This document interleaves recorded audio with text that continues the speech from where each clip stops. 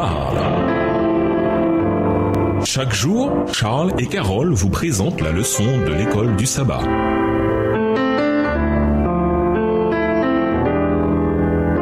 Bienvenue à votre émission. Dieu nous parle. Nous voilà à la leçon de dimanche, le Dieu de l'histoire. Lisons Esdras 1, les versets 9 à 11 et Daniel 1, les versets 1 et 2. En quoi ces textes de Daniel nous aident-ils à comprendre à quoi Esdras faisait référence? Esdras 1, les versets 9 à 11. En voici la liste: 30 plats en or, 1000 en argent, 29 couteaux, 30 coupes en or, 410 coupes doubles en argent et 1000 autres ustensiles. En tout, il y avait 5400 ustensiles d'or et d'argent. Sheshbazzar rapporta le tout lorsque les exilés quittèrent Babylone pour retourner à Jérusalem. Daniel 1, les versets 1 et 2. La troisième année du règne de Joachim, roi de Juda, Nebuchadnezzar, roi de Babylone, marcha contre Jérusalem et l'assiégea. Le Seigneur livra entre ses mains Joachim, roi de Juda, et une partie des ustensiles de la maison de Dieu. Nebuchadnezzar emporta les ustensiles au pays de Shinéar, dans la maison de son Dieu. Il les mit dans la maison du trésor de son Dieu. Remarquez comment les détails sont donnés dans Esdras, tandis que dans Daniel, c'est le tableau d'ensemble qui est présenté. Ensemble, cependant, ces textes montrent que le Seigneur est aux commandes. L'histoire des nations nous sert aujourd'hui d'enseignement. Dans son vaste plan, Dieu a assigné une place à chaque peuple, à chaque individu. De nos jours, hommes et nations seront mis à l'épreuve et jaugés avec la mesure placée dans la main de celui qui ne saurait se tromper. Hommes et nations décident de leur sort d'après leur propre choix et Dieu dirige tout pour l'accomplissement de ses desseins. Extrait du livre Prophète et Roi, page 408, livre écrit par Ellen G. White. Lisons Daniel, le chapitre 5. Que nous enseigne ces textes sur le jugement sur Belshazzar? Daniel 5.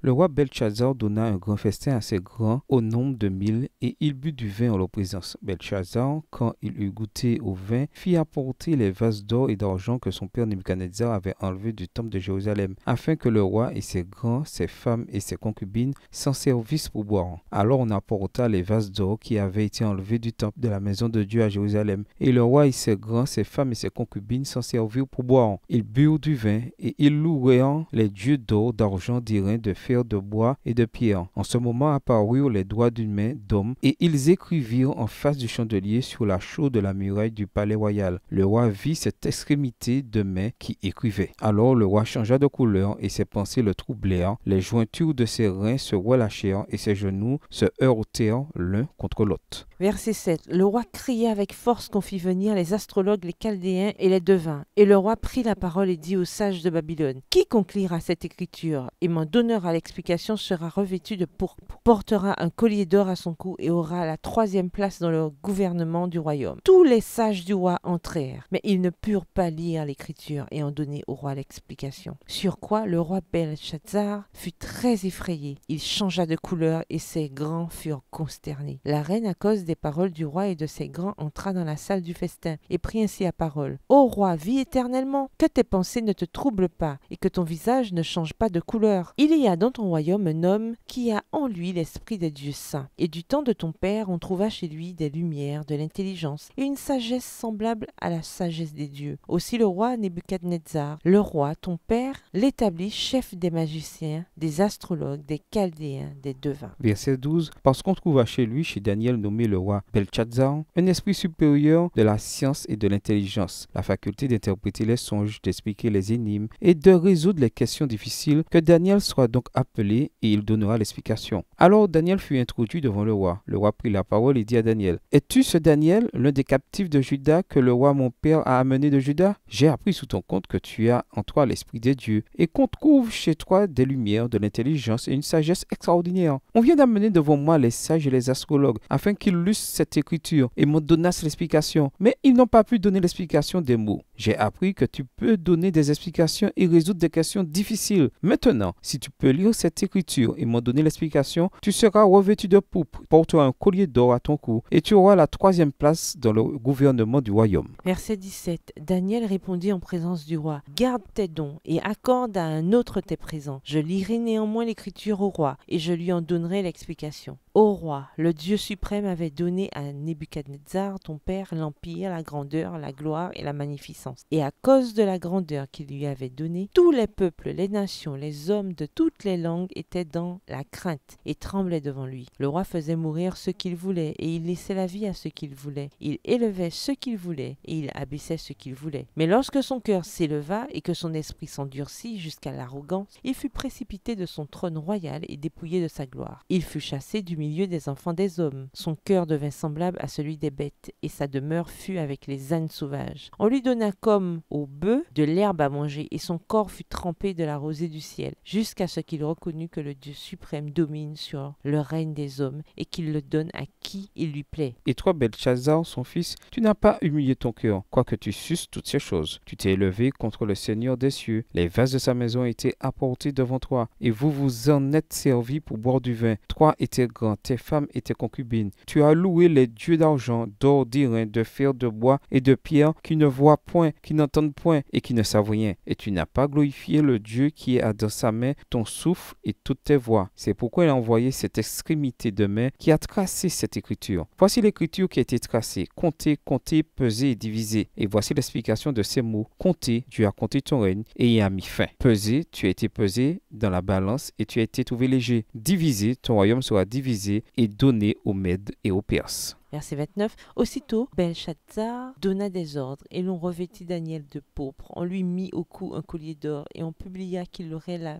3e place dans le gouvernement du royaume. Cette nuit même, Belchazzar, roi des Chaldéens, fut tué et Darius le Mède s'empara du royaume, étant âgé de 62 ans. Babylone est tombée en octobre 539 avant Jésus-Christ, quand Cyrus, roi de l'armée médo-perse, l'a conquise. Belchazzar, qui comptait à tort sur sa réussite, son opulence et sa gloire, était tellement arrogant qu'il avait organisé un banquet débridé la nuit qui se révéla celle où il allait être tué. La main divine écrivit sur le mur du palais que ses jours étaient comptés et arrivaient à leur terme. Il connaissait pourtant le destin et l'histoire de la conversion du puissant roi Nebuchadnezzar, mais il ne retint pas la leçon. C'est toujours une tragédie de ne pas écouter les avertissements de Dieu et de ne pas suivre ses instructions. Le prophète Daniel était toujours là, mais on n'avait pas tenu compte de lui. Quand nous perdons le sentiment de la sainteté de Dieu et de sa présence dans la vie, nous sommes sur un chemin semé de complications, de problèmes et de tragédies qui finit par conduire à la mort. Après avoir raconté au roi l'histoire de Nebuchadnezzar, Daniel dit « Et toi, Belchazzar, son fils, tu ne t'es pas abaissé, quoique tu aies connu tout cela. » Daniel 5, verset 22. Comment s'assurer que, dans notre propre contexte, nous ne commettons pas la même erreur que Belchazzar? En quoi la réalité de la croix devrait toujours nous garder humbles devant Dieu? Au revoir. Et à demain si Dieu veut.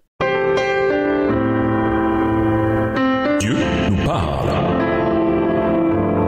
Chaque jour, Charles et Carole vous présentent la leçon de l'école du sabbat.